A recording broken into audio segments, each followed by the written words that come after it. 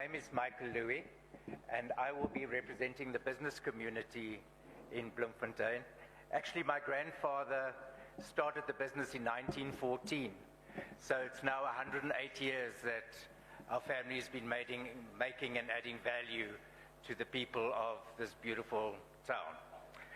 Chair, there's also another reason why I'm here personally, is that I'll never forget on the 23rd of April, 2017, you might remember it was the Angus Buck and Mighty Men prayer meeting in Bloemfontein where 1 million people were present. And I'll never forget people praying for this nation. And when I heard the voices and the cry of the people for this nation, I really prayed that I can be used to make a difference in this nation. And that's why, Chair, on the 25th of December 2017, I launched personally the constitutional electoral reform application to the Constitutional Court to activate this process. So my submission to you today is that I want to make it on record that I've never ever, being an anti-political party person, this is a constitutional process and an inclusive process to deepen our democracy. But Chair, just a general comment prior to giving two constructive comments to the bill and to add to the bill where I'm really concerned, is that personally I'm very, very concerned about this public participation process. I believe the contributions for the last week have been that the submissions have been uninformative, the people haven't been educated, and it's very sad that that's the way that this process has taken place. And there's precedence in the court case of the Doctors for Life versus the Speaker of Parliament, which says conclusively the following, that public involvement in the legislative process requires access to information and the facilitation of learning and understanding in order to achieve meaningful involvement by the ordinary citizens. And that was the reason for this, Chair. And you might recognize my name because I submitted to the Standing Committee on behalf of the Independent Candidate Association in my oral submission. And there I specifically asked that Parliament and the members of the citizens will be presented with the People's Bill, which was the Private Members' Bill of Lakota, as well as the majority report of the MAC report. And those submissions weren't presented today, nor was it given to the citizenry. However, Chair, I'm glad to make the following comments, which are constructive comments regarding the bill. The first one is regarding the system. It is well documented that the system in this bill will not work at all. As you know, the system is divided into 9 regions, which is the 9 provinces. And if we look at the calculations of that system, Parliament didn't go interpret the bill into the regions, and you will see that in that system, the independent candidates to achieve a parliamentary seat will have to get 82,000 votes in that province. And what they do is they take the number of population, and if we take it in Bloemfontein, there's 1.45 million people in the Free State, which will equate to round about a 5.5% point, which means that in the Free State there will be an allocation of 16 members to the National Assembly. However, Chair, the honourable members will know in the last election in 2019, it cost a Member of Parliament to get round about 43,000 votes to become a Member of Parliament.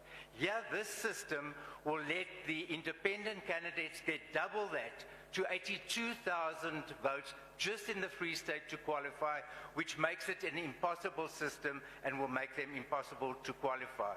Just for the interest of the public and for the members of Parliament, I looked at the 2019 election results of the other political parties. For instance, Scope, which is now a member of the National Assembly, achieved 26,497 votes.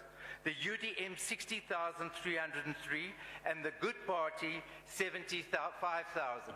And that's a countrywide, all 9 provinces to go and fight the election. So, Chair, for an independent candidate to get 82,000 just in the Free State, pay a deposit and 100 signatures just makes it impossible. Chair, and then my second point, so what I'm recommending to Parliament to do is, if you look at the MAC report, the MAC report suggests 200 constituencies. However, this government bill is recommending 9 provinces. However, there's 3 submissions that I think is very good for Parliament to consider, which is the People's Bill that is recommending 66 constituencies, which is a compromise. And that will be a highly recommended process. The second main issue is regarding proportionality, Chair. And there you'll see that if we look at proportionality, there's 2 aspects that I'm wanting to bring. In the People's Bill, they recommend the single transferable vote. Now, I know a lot of people complain about the single transferable vote, but what it is, before an election, an independent candidate can nominate a person that he believes can take some excess votes. Proportionality is a constitutional issue, and that's a way to deal with it. However, even in the MAC report, the majority report says that independent candidates can consolidate in the majority, in the proportional representation on the national to national votes. And Chair, I know a lot of the members of Parliament are complaining to say, listen, but why don't they just form a political party?